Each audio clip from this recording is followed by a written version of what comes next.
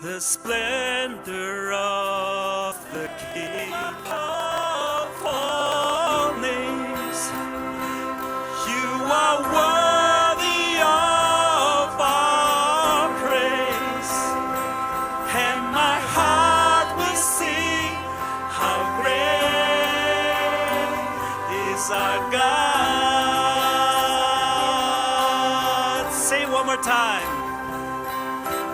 Name above all names, you are worthy of our praise, and my heart will sing how great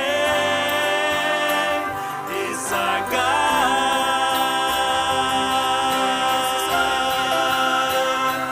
How great is our God. Sing with me, how great is our God. And all will see how great is our God. Sing one more time. How great is our God. Sing with me, how great is our God. And all will see how great is our God.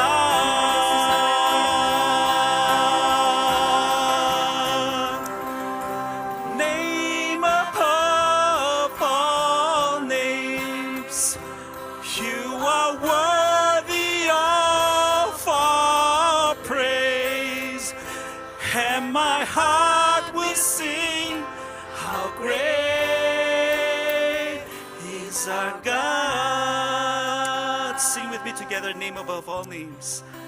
Hallelujah. Raja, terima kasih, berbicaralah ya Bapa. Hanya di dalam nama Tuhan Yesus kami berdoa. Amin. Selamat pagi untuk semua yang hadir di sini. Selamat pagi untuk saudara-saudara yang mendengarkan di online atau live stream. Selamat datang Happy Canada Days. Apa yang Tuhan mau di dalam dunia modern ini? Bukan kita tolak, itu teknologi adalah gift. Tuhan berikan kesempatan untuk kita bisa masuk. Saya serahkan kepada Avandi. Silakan Avandi. Terima kasih. Selamat pagi semuanya, senang sekali kita bisa bertemu di sini. Sudah hampir 1,5 tahun, udah I think is 1.5 years kita di sini. Jadi kita mau belajar bagaimana seperti Pastor Lui bilang, ini tema yang baru hari ini, mulai bulan ini. Kita baca di Roma 12 ayat yang pertama dan kedua, di situ di terjemahan baru dikatakan bahwa karena itu, saudara-saudara, demi kemurahan Allah, aku menasehatkan kamu supaya kamu mempersembahkan tubuhmu sebagai persembahan yang hidup, yang kudus dan yang berkenan kepada Allah. Itu adalah ibadahmu yang sejati. Janganlah kamu menjadi serupa dengan dunia ini, tetapi berubahlah oleh pembaharuan budimu, sehingga kamu dapat membedakan manakah kehendak Allah yang baik, yang berkenan kepada Allah dan yang sempurna. Kalau kita lihat di another version, the Message Bible, di situ dikatakan bahwa so here's what I want you to do. God helping you take your everyday, ordinary life, your sleeping, eating, going to work, and walking around life, and place it before God as an offering. Embrace what God does for you is the best thing that you can do for Him. Don't become so well adjusted to your culture that you fit into it without even thinking. Instead, fix your attention on God. You'll be changed from the inside out. Readily recognize what He wants from you and quickly respond to it, unlike the culture around you, always dragging you down to its level of immaturity. God brings the best out of you, develop well-formed maturity in you. Mari kita ambil waktu. Saya tahu Pastor Louis sudah berdoa, tapi saya mau ambil waktu ini sebentar lagi kita berdoa sebelum kita masuk ke dalam firman Tuhan. Terima kasih Tuhan untuk anugerah-Mu Tuhan. Kami tahu Tuhan bahwa firman-Mu Tuhan adalah kebenaran, firman-Mu adalah hidup. Kami berdoa Tuhan, Kau buka hati kami Tuhan untuk menjadi tanah yang subur, untuk bisa menerima Tuhan, untuk bisa menyerap ini semua Tuhan. Biarkan ini Tuhan bisa menjadi rema bagi kami Tuhan. Biarkan firman-Mu ini Tuhan bisa mengubah hidup kami. Bukan hanya sekedar men-challenge kami, tapi juga mengubah hidup kami. Dan kami bisa menerapkannya di dalam kehidupan kami sehari-hari. Thank you Jesus. Kita lihat, bahkan sebelum 1,5 tahun yang lalu, kita mulai pandemik ini, we starting lockdown. Bahkan sebelum itu, kehidupan kita sudah dipengaruhi oleh internet. Ya, internet, gadget, social media, apa saja itu. Apalagi dalam 1,5 tahun yang terakhir ini. Saat kita lockdown, one of the access, or I think mostly of the access, untuk ke dunia luar itu adalah lewat internet. Ya, shopping online, ya, kirim makanan lewat Uber Eats, skip the dish, whatever it is. Ya, mau belanja lewat Amazon, online. Gereja hari Minggu harus do online. Bahkan banyak sekali ya hal-hal paperwork yang dulu harus dilakukan dengan tatap muka kayak notarize. I did one of the notarized things is online. Everything is online. Mereka bisa melakukan semuanya itu online. Nah, bagaimana teknologi ini mempengaruhi cara hidup kita? Kita mau lihat di sini. Tadi Pastor Lee udah singgung sedikit bagaimana, apakah kita akan menolak itu semua. Ada dua ekstrim kalau di sini. Ya. Di satu sisi kita lihat bahwa kita terima semuanya itu. Tanpa filter. Ya. Terima semuanya. Kita konsum. Kalau ada WhatsApp di grup, forward aja, nggak perlu dicek-cek lagi. Forward aja gitu loh. Makanya saya kadang-kadang suka kesel gitu kalau WhatsApp itu, aduh ini isinya apa sih gitu. 90% junk. Gitu. Yang kedua sisi yang lain adalah orang yang ketakutan. Ya, atau menjadi marah, merasa terganggu, annoyed by the culture. Sehingga mereka separate themselves. I don't want to have anything to do with this. Saya nggak mau ikut-ikutan dengan ini. Ya, dan kita become legalistic. Yang pertama, we are conforming to the world. That's the word, ya. Be transformed but not conform. In this case, we are conform karena kita terima aja, nggak ada filter. Ya. Yang satu lagi, kita nggak mau, kita tolak semua. Kita harus lihat bahwa sangat penting untuk kita tahu bahwa Yesus tidak ingin kita jatuh di salah satu semuanya ini. Ya. Nggak ada yang, Tuhan nggak mau kita jatuh di ekstrim yang satu atau di ekstrim yang satu lagi. Ya. Jadi bagaimana kita lihat itu semua? Tuhan ingin kita menggunakan, apakah itu internet, apakah itu sosial media, apakah itu gadget kita untuk perluasan atau kemuliaan kerajaan Allah. Ya. Nah, sebelum kita lihat di beberapa sisi negatif dari penggunaan gadget atau internet. Ya. Di sini saya ambil dua artikel dari Business Insider. Yang pertama judulnya adalah The Silicon Valley parents are raising their kids tech-free. They are the one who created that technology. But yet, mereka tidak mengizinkan anaknya untuk pakai the technology. Isn't it a red flag? Right? Itu harus kita lihat. Is it something wrong with it? Gitu. Kalau kita ciptain sesuatu, dan kita tahu itu untuk sesuatu yang baik, dan kita pasti mau kita pakai dong. Benar nggak? Tapi mereka enggak. Dan another article, ya, itu ada 7 tech executive who raise their kids tech-free or seriously limiting their screen time. This article, kalian bisa baca sendiri, cari aja di Google, it's still there. It's basically showing that too much screen will have a negative impact to the kids. But I believe this is also to the adult. Kita semua orang dewasa juga, ya. Salah satu engineer, salah satu insinyur yang mendevelop the apps, dia bilang begini, you cannot put your face in the device and expect to develop a long-term attention span. Waktu saya siapin khotbah ini, saya tiba-tiba waktu saya lihat ini, you cannot develop a long-term attention span. Ya, kita tidak bisa mempunyai rentang perhatian kita yang lama gitu. Apa artinya? Saya ingat dulu 20 tahun yang lalu waktu internet atau waktu saya masih SD, ya, satu-satunya akses kita adalah buku belajar gitu ya. Saya ingat sekali, we can just study, I think many of us in here, study, belajar 1 jam, 2 jam, ya, setengah jam, 1 jam, 2 jam, berapa lama itu semua kita bisa. Coba sekarang kita lihat anak-anak kita, atau bahkan saya sendiri. Saya bisa lihat bahwa 10 menit saya kerja, and then I'm starting to get distracted. I want to do something else. Or I'm reminded with this, I need to lihat apa schedule for tomorrow or what is in the social media or whatever it is. Distraction. Yeah. It is seriously limiting our attention of span. This is very serious. Yeah. Nah, bahkan sekarang gitu ya, mungkin ada orang-orang yang di online atau di sini kalau kita lihat di gereja. Nah, ini khotbahnya lama banget sih. Nggak selesai-selesai sih. Udah ngeliatin aja, keluarin handphone, liatin handphone. Ya.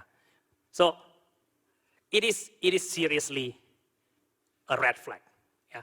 Apa yang kedua? Terlalu lama menggunakan gadget mempengaruhi cara kita bertindak. Nah, saya recommended sekali ini film di Netflix. Judulnya dokumenter. Judulnya adalah Social Dilemma. Ya. Di sini dikatakan bahwa di dalam film itu, dia mengatakan bahwa bagaimana sosial media itu bisa persuade you untuk choose certain products or even choose the president candidate through the online. If you watch it, it's pretty scary, yeah. But I'm working in the internet industry, so I know all of those things yang mereka bilang is not a hoax, it's real, yeah. We really need to watch that. Nah, kenapa? Bagaimana pikiran kita bisa mempengaruhi apa yang kita akan tindakan kita? Di sini saya kutip dari satu Ralph Waldo Emerson, dia bilang begini, you sow a thought and you reap an action. Dari itu aja kita bisa lihat, kalau kita taruh pikiran kita, kalau kita mulai taruh pikiran kita, ya, oh dia orangnya begini, dia orangnya begini. Kalau kita taruh pikiran yang negatif, itu akan juga kita akan menuai pikiran yang negatif. Dan apapun yang kita tuai, itu biasanya lebih besar. Ya. You sow an act and you reap a habit. Habit, character, and character you reap a destiny. Jadi, sangatlah penting seperti di Roma 12 yang barusan kita lihat, kita baca di situ, Tuhan bilang, renew your mind. Karena disitulah akses kita. Disitulah kita bisa mengakses, disitulah kita punya control. Ya. Now, sekarang, kita bisa lihat, ya. Kita bisa ketawa lihat di karikatur gitu. But, I have to admit, I probably one of those, right? So, di 1 Timotius 6 ayat yang 10 dikatakan bahwa for the love of money is the root of all kind of evil. Some people eager for money have wandered from the faith and pierced themselves with many griefs. Saya kasih social media version, kita ganti aja money with anything that you want. Instagram, Facebook, TikTok, gadget, online shopping, or whatever it is, right? Kita ganti itu semua. For the love of, in here, gadget is a root of all kinds of evil. Kita lihat di sini bahwa bukan, kita semua udah tahu ya, kalau khotbah tentang ini, for the love of money. So, is money is a bad thing? No. Is money is a good thing? Well, money is natural. Is neutral, is netral. Kalau kita pakai buat sesuatu yang baik, money is good. Kalau kita pakai buat sesuatu yang buruk, money is bad, right? Kalau kita pakai itu buat beli drugs untuk bayar orang untuk membunuh orang lain, that's bad. Tapi kalau kita pakai uang untuk kita bantu orang lain, is good. It's the same thing with gadget. Is gadget a tool or an idol? Ya. Kalau kita lihat film yang tadi, Social Dilemma, saya kutip ini word by word, ya.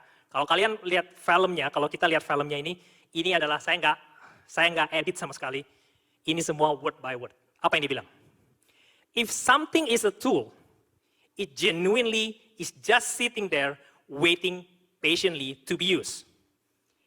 If something is not a tool, it's demanding things from you, it's seducing you, it's manipulating you, it wants things from you, and we have moved away from having a tool-based technology environment to an addiction and manipulation-based technology environment. Social media isn't a tool, that's just one waiting to be used. It has its own goal, and it has its own means of pursuing them by using your psychology against you. This is scary, right? Sekarang, pertanyaannya adalah, apakah ponsel kita, apakah handphone kita adalah just a tools? Can we leave them and waiting there patiently until we need it and we pick it up because I need something from them?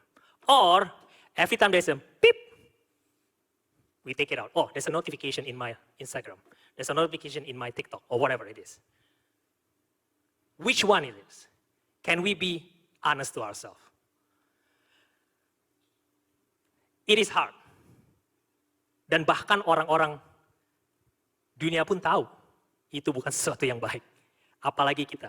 Nah, saya mau tekankan di sini, ya, balik lagi ke ekstrim yang satu dan ke ekstrim yang lain. Kita nggak mau jadi satu ekstrim, oke, so we have to just throw away our cell phone, delete all the social media, don't go for online shopping. No, there's still a lot of good things out there, right? There's a lot of good things yang orang kerjakan dengan hal ini. Ya, thank God for the online shopping, thank God for the online delivery, thank God for the online service, because we can still go to at least to the service to enjoy the service, even though we cannot go secara physical, right? Tapi kita harus juga mengerti the flip side of it, supaya kita tahu benar bagaimana kita handle-nya. Saya sering katakan nih waktu saya khotbah gitu, God is not against you of using the gadget. God is not against you of having a lot of money. God is not against you of having an account in the Facebook. Tuhan tidak pernah menentang kita, Tuhan tidak pernah marah sama kita kalau kita punya semua itu. Tapi yang membuat Tuhan God against of us being used by those things, by the money, right? If we start to use people to get money instead of using money to get the people, that is wrong, right? Itu yang Tuhan nggak mau. It's the same thing with the digital era yang kita alami sekarang ini. Ya, kita bisa gunakan sosial media dengan baik. Ya, banyak minister yang menggunakannya. Gitu kan. Tapi kita harus juga tahu dan aware tentang apa in the flip side of that coin. Right? Nah, sekarang bagaimana kita tahu kalau kita itu sudah tergantung atau kecanduan dengan gadget-gadget yang kita punya? Kita sering seperti ini, ya. Kalau bisa, ini salah satu yang very classic gitu ya. Mungkin orang-orang muda lebih banyak yang tahu kayak gini. Oh, I want to work. Okay, let's choose a music in YouTube. One music, and then after that, what we do is just keep watching something unnecessary for the next 2 hours, right? So, do we do that? Right? Apakah gadget yang kita gunakan itu terus-menerus menarik perhatian kita dan membuat kita susah untuk berkonsentrasi? Kembali yang ke poin sebelumnya bahwa kita punya screen time mengurangi rentang perhatian kita, or attention span. Berapa banyak notifikasi yang kita terima di cellphone kita, dan kita terus-terusan cek itu. Oh, sekarang udah berapa like saya ya? Tadi saya post foto. Atau kemana kita mencari jawaban ketika kita memerlukannya? Sekarang is even better. You don't even need to type it to your phone. You just say it. Cuman ngomong, hey Google. Ya, anak saya di rumah sekarang, karena saya ada Alexa, dia bilang, Alexa, everything is Alexa. Right? Tapi kapan kita panggil Tuhan? Hey God, the Bible. Kapan kita buka Alkitab? Ya, apakah kita lebih mengandalkan gadget kita daripada kita mengandalkan Tuhan? Ya. Atau ini, well, we experience this. I'm probably guilty of it on both sides, right? Seberapa banyak dari kita yang kita lagi ngobrol, and then just people in front of you, right? You know, I have to put it down because there's a lot of notification there. What about these things? Where do I turn for our fulfillment when I feel empty? Ya, apakah kita mengharapkan likes dari foto yang kita posting, atau kita mengharapkan supaya video kita jadi viral, 1 million views in YouTube, apakah itu TikTok, whatever it is, ya kan? Kemana kita mencari itu? Di Mazmur 37 ayat keempat dibilang bahwa delight yourself also in the Lord, and He shall give you the desire of your heart. Dalam hal di mana kita delight ourselves? Is it in the Lord or in the acceptance of other people that we do not even know? Right? Atau itu hal yang terakhir yang kita lihat dan hal pertama yang kita lihat waktu kita bangun di pagi hari. And what about this? Right? Well, don't look at me. I know you guys probably did that. Some, maybe not now, but sometimes in your life, you guys did it, right? So, apa definisi kita tentang kesuksesan? Ya, apakah kita melihat kesuksesan itu seperti dunia melihat kesuksesan? Ya.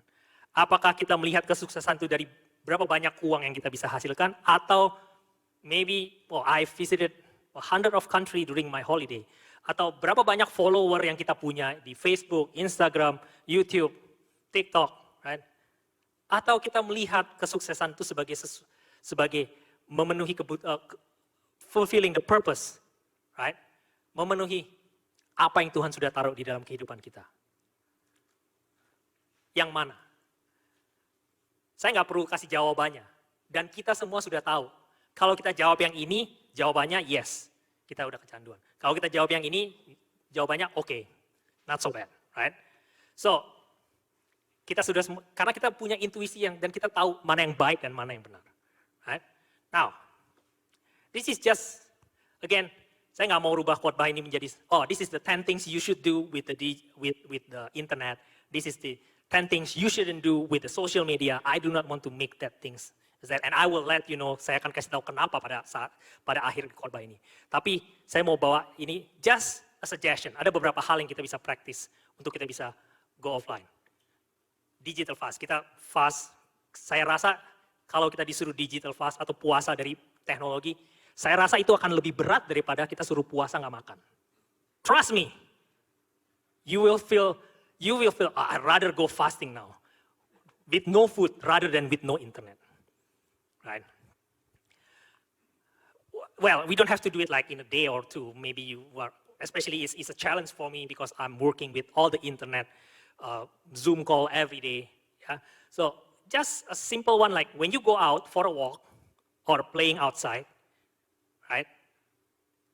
Maybe try to delay untuk post, kita punya something, kita suka foto and then post di Facebook atau di Instagram. Just don't post it right away. You take a picture and put it back, right? You can still use the phone to take the picture. You want to take the moment or memory or whatever it is. But then try to enjoy it, right? Those kind of things, simple stuff. Remove the gadget from maybe dining table, right? Try to do that. Or maybe some of you can do it, no gadget. Some of the tech CEO, they said, no gadget in my bedroom, right? Turn off the notification or minimize it, right? Choose, we can choose, gitu. Karena setiap kali kita install apps, ya, I think most of them, they will automatically will send you notification. Right? I think ada survei dalam sehari itu berapa ratus notification yang kita terima dalam rata-rata setiap orang. It is a distraction all day long, right? Bagaimana dengan, dan saya punya masalah yang kalau saya ambil cuti terutama. Saya ambil cuti 3 hari, yang saya nggak suka kalau saya ambil cuti dan saya balik masuk kerja, itu apa? Inbox saya tiba-tiba jadi 1000, 2000 inbox kerjaan saya. It is, oh my goodness, there's a lot of email there. But I like what my boss is doing. Dia bilang gini, just do it this way. Waktu kamu masuk, let's just say kita ambil cuti seminggu. Maybe dari start kamu masuk, you put 3 days. So misalnya hari ini tanggal 20, kamu get back to 17. Anything from 17 and below, just delete it. Oh, it's very radical, especially from my boss, right? Really? Okay, yeah, because if they really need you, they will call you or they will send you an email again. It's very radical. I mean, again, this is not a hard and fast rule. You don't have to do that, right? Nanti bilang, oh gara-gara Avandi gue dipecat nih, suruh hapus email dari bos gue. Come on, I mean, I didn't tell you to do that, but this is just some suggestion. You all are grown up and we can use our wisdom how to do this. This is just some suggestion, right? So, ini adalah beberapa cara dan itu kita bisa jadi kreatif untuk bagaimana kita bisa mengurangi ini semua. Atau kita gunakan do not disturb. I use this at night. So starting from 9 to 7, no notification will be ringing, right? And don't worry, karena misalnya ada emergency gimana? You can put that. Gitu. Kita bisa atur, ya. Kalau kita pas di dalam, kalau saya punya itu do not disturb, begitu do not disturb itu nyala, saya bisa dia bisa pasang rules. Kalau ada orang telepon, cuman sekali dia nggak bakal bunyi. Tapi kalau orang itu telepon sampai 2-3 kali dia akan bunyi. Artinya apa? Artinya memang ada emergency dan orang itu telepon berkali-kali ke kita, kita akan tetap terima telepon itu. So saya pikir, dan ini sudah jalan selama setahun, nggak ada yang telepon saya gitu loh. Ada yang miss call, tapi dia udah coba, oh mungkin orangnya udah tidur. Dan kalau memang itu masalah hidup dan mati, dia pasti akan telepon kita lagi, bener nggak? So you don't need to worry, we can do that. Use do not disturb, right? So now there's another one. Now decrease the screen time, ya. Kita bisa gunakan itu mungkin pada saat weekend, ya. Kita lihat bagaimana kalau kita have a breakfast, mungkin kita bisa taruh itu, ya. Ini benar-benar, dan itu akan benar-benar membawa kita untuk bisa lebih lagi untuk kita detox dari semua itu, dari semua gadget kita. Again, saya mau bilang, ini semua adalah hanya suggestion, ya. Yang you can apply it very differently on each individual. Ya. Jangan berpikir, oh I have to do that. No, if you don't have to do that, you do not want to do that, you don't have to do that. Right? And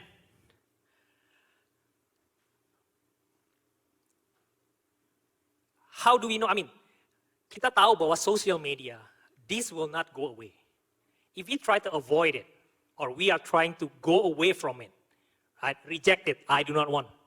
Reject it. Ya, nggak mau lah. Gue nggak mau sama social media dan sama segala internet. No. These things is going to be faster and faster. Apa yang kita alami sekarang, 20 tahun kemudian is going to be even crazier, right? Kalau kita nggak tahu bagaimana kalau kita cuma diberikan, oh nggak boleh ini, nggak boleh ini, nggak boleh ini. Nanti yang kita tahu adalah begitu keluar teknologi yang baru, bingung kita. Nah, yang ini gimana ngadepinya? But if we have the wisdom and the word of God has already have that, we have no problem, right? Now, sekarang kita mau lihat, balik lagi, kenapa saya pakai yang the message, ya, dari version, the message version. Kita mau unpack this a little bit, ya. Let's read it. So here is what I want you to do. God helping you. Now, it is hard to be a Christian. No, it's not hard. It is impossible to be a Christian. It is impossible to be a Christian. That is why you cannot do it by yourself. Itulah sebabnya kita nggak bisa melakukan itu semua sendiri. Kita hanya bisa melakukan itu semua dengan mercy and grace, dengan kasih karunia yang Tuhan berikan di dalam kehidupan kita. That is the only thing that we can do it. Right? And then it's go on, take your everyday, ordinary life, your sleeping, eating, going to work, and walking around life. Kalau in today's, in social media version, you're scrolling, swiping, texting, liking, whatever it is you do in the online, do it, and place it before God. What does it mean? Everything in your life. Everything in your life. Put it and do that for the glory of God. Right? And place it before to God as an offering. In another version, dia bilang apa? As a living offering. What is the problem with the living offering? it can walk away from the altar. Right? Kalau kita mau offer, misalnya kambing, domba, yang masih hidup, we will have a lot of problem. Because it will not stay there. It will walk away. Tapi Tuhan bilang apa? Persembahkan tubuhmu sebagai persembahan yang hidup, a living sacrifice. What does it mean? It needs an attention. No, it needs an intention from us. Itu perlu keinginan dari kita untuk stay there. Untuk dikorbankan. Right? How do we do this? By putting our gadget, right, as an offering too. We have to, well, the gadget maybe will stay there, but we are the one who will move that gadget anyway. Karena kita yang nggak tahan gitu ya. So, when we do that, we automatically put our mind into submission as an offering, right? 2 Korintus 10 ayat ke-5 dibilang apa? Bringing every thought into captivity to the obedience of Christ and put it into the altar. Why Paul say that? Karena Paul understand that even you cannot control your own mind. You have to fight with it. You have to fight against it. You have to be able to fight, right? Perlu usaha, right? Let's continue. Embracing what God does for you is the best thing you can do for Him. That is your worship, right? Don't become so well adjusted to your culture that you fit into it without even thinking. Ya, Tuhan bilang apa? Do not be conformed, but be transformed. There will be a pressure, a peer pressure from the world, from the devil, from the unbeliever, or even from the believer. We can't avoid that. We cannot avoid it. Kita nggak bisa menghindarinya. Tapi kita bisa pilih apakah kita mau conform to it or not. Apakah kita mau dibentuk oleh opini orang lain, atau kita mau dibentuk oleh firman Tuhan. Now, instead, continue on, fix your attention on God. You'll be changed from the inside out, right? Be transformed. In the original language is metamorphosis. It is a process from a worm to become a butterfly. Right, from something ugly to become something beautiful. Artinya apa? Ini bukan berarti hari ini oke. I want to change my mind today.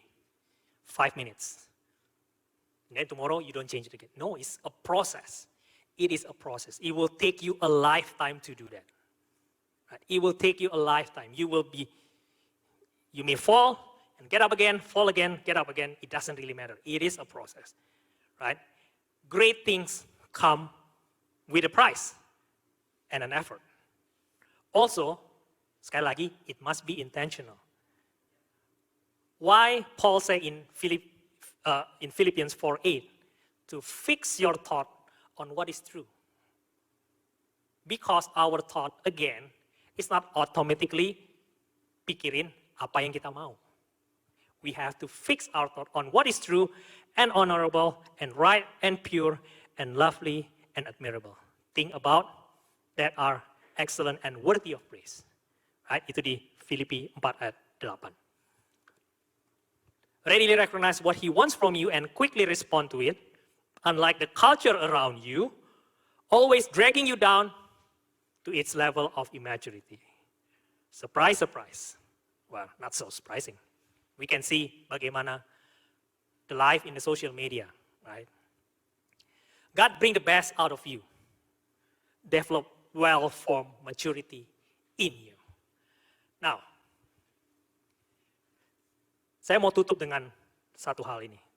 Kalau saya bilang mau tutup mungkin masih sekitar 15 menit lagi, but ini hal yang saya pikir sangat penting sekali. I mean, bukan buat saudara-saudara saja, tapi ini juga buat saya, karena saya merasa bahwa Tuhan masih banyak mengerjakan dalam kehidupan kita. 20 tahun yang lalu, internet itu belum semaju sekarang. Saya ingat 20 tahun yang lalu, saya umur 24, saya sudah mulai kerja, internet sudah mulai ada. Tapi sosial media, I think is there, but it's still masih dalam masa pertumbuhan. Smartphone masih belum ada banyak, ya. Tidak mudah kayaknya kita beli smartphone, ya. Masih lumayan mahal dan kemampuannya itu is probably, I don't know. I don't think anybody can use the smartphone 20 years ago now, right? I don't think so. So the point is, waktu itu udah canggih tapi masih belum secanggih sekarang. As a Christian, we read the Bible, kan? Kita baca Alkitab, kita baca buku, ya. Kita baca buku. Dan barangkali kita dengerin khotbah, catat khotbah, ya. Online itu jarang banget. Ini kalau udah kelewatan, ini apa catatannya ya? Sekarang enak tinggal lihat YouTube aja. Oh itu, ya. Ya itu kalau kita masih mau review lagi gitu. Sekarang udah gak peduli kali. But my point is, we at that time kalau kita there is nggak banyak media atau nggak banyak internet online activity yang bisa membuat itu semua. Well, it's a good thing, right? Nah, hari ini kalau kita masuk ke Google, ya, saya waktu itu iseng mau cari, oh, I really want to learn about this tabernacle gitu. Tabernacle, then you can get 100 various study Bible from the people yang udah kerjain, ada yang lain, ada yang sesat, ada yang nggak sesat, nggak tahu semua. Ada semuanya di sana. Nah, implikasinya apa? Kita hidup di zaman informasi di mana kita punya banyak sekali informasi. Kita dicekokin dengan informasi. Now, what is the problem with that? It's good, right? It's good. Yeah, it is good. But the problem with that is all of that is a second-hand revelation. What does it mean by second-hand revelation? Tuhan terima. Ini yang saudara terima dari saya is a second-hand revelation. Tuhan bilang ke saya, dan saya share ini di dalam kebaktian. Right? Saya mungkin terima ini juga second-hand. Dari saya kumpulin resources, and then terima itu semua. Nggak ada salahnya. It is good. Tetapi Tuhan bilang juga supaya apa yang kita terima, firman Tuhan itu bukan hanya sekedar kita telan aja. Tapi kita cerna juga, supaya kita bisa menjadi mature Christian. Ya. Artinya gimana? Kita mau supaya kita terima pewahyuan yang langsung dari Tuhan. Maksudnya apa? Waduh, ini dalam banget nih. Apakah saya harus dengar suara Tuhan? Oh, Avandi, kamu harus do this, do that, do this, do that. Well, 99% of the time, when I say I heard God's speaking to me, is through the Bible. So it's very simple, read the Bible. You never read the Bible, you never hear God talk to you. Right? That's the most important thing. The easiest, paling gampang. Read the Bible, right? From there, when we read the Bible, waktu kita baca Alkitab, itu semua hanya logos. Itu hanya apa namanya kata-kata saja. Ya. Seperti saya mau kasih contoh misalnya. Kalau kita lihat, oh Tuhan bangkitin orang mati di Bible. Ya. Ada beberapa orang mati, Lazarus dibangkitkan. Kita terima itu semua, wah this is so great. Right? Buat saya, it's just a second-hand revelation. Karena saya belum pernah mengalaminya. Saya belum pernah lihat dengan mata kepala saya sendiri bahwa ada orang yang dibangkitkan dari kematian. It is just still a second-hand revelation. Is it something bad? No, I believe that. I believe in God that He can raise up from the dead. But buat beberapa orang, it's already become a direct revelation karena mereka sendiri membangkitkan orang hidup, orang mati dari orang membangkitkan orang mati, seperti Andrew Wommack. Right? Buat dia, it is a direct revelation. Right? Saya mau kasih contohnya buat saya. Tuhan bilang, I will never leave you. I will never leave you and I will never forsake you. When I hear that, oh yes, you are being touched, you are being, okay, that's good.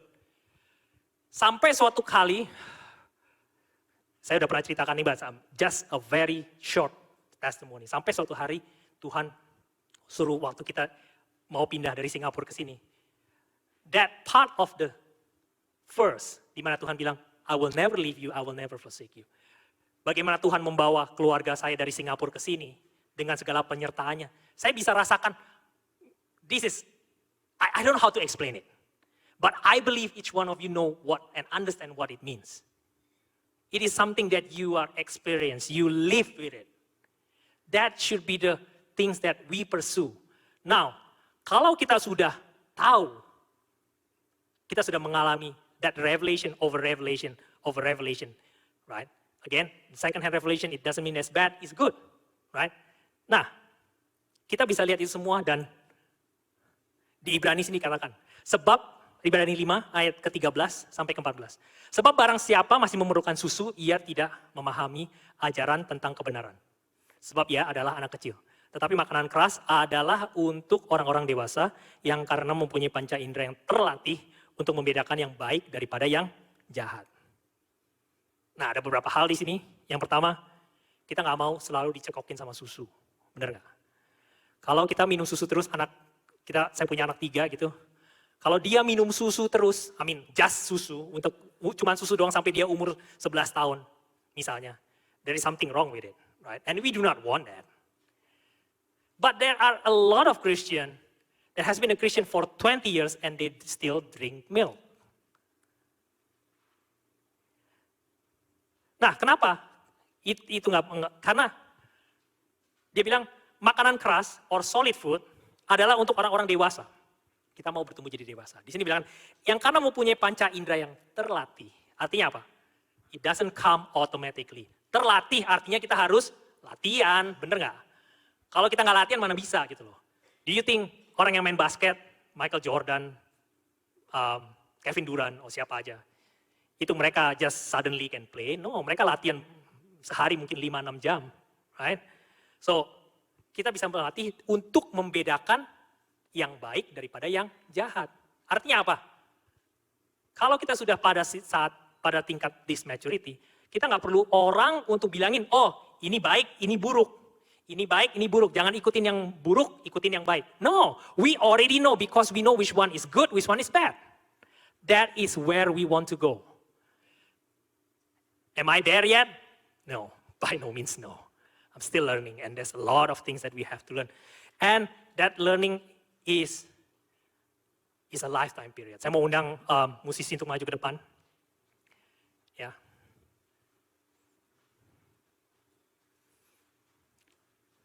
Sekali lagi, kita lihat di Ibrani, ya, kita perlu makanan keras, solid food. Ya. Itu artinya kita harus mencerna makanan itu. Ya. Waktu kita terima firman Tuhan, mungkin, nggak ada orang yang bakal ngecek PR-nya, tapi saya mau kasih PR buat kita semua di sini. Ya. Itu coba renungkan Roma 12 ayat 1 sampai 2. Renungkan apa yang saudara dapat, catat itu. Kalau apa yang saudara dapat itu berbeda sekali dengan apa yang saya dapat, bilang aja sama saya, wah Avandi kamu sesat ya, ini kok saya dapatnya beda. It's okay gitu loh, we can discuss about it. That is how we learn, right? Kita mau dorong anggota-anggota cell group gitu yang untuk mendapatkan wahyu secara langsung. Kalau ada cell group leader di sini, dorong mereka untuk mendapatkan wahyuan langsung dari Tuhan. Apakah mereka akan membuat kesalahan? Apakah kita akan membuat kesalahan? Of course. Right, sudah pasti. Apakah mereka akan salah menafsirkan? Possible. Ya. Tapi perjalanan itu, the process, itu yang akan membuat kita menjadi orang Kristen yang dewasa dan siap untuk menyambut kedatangan Kristus yang kedua kalinya. Thank you.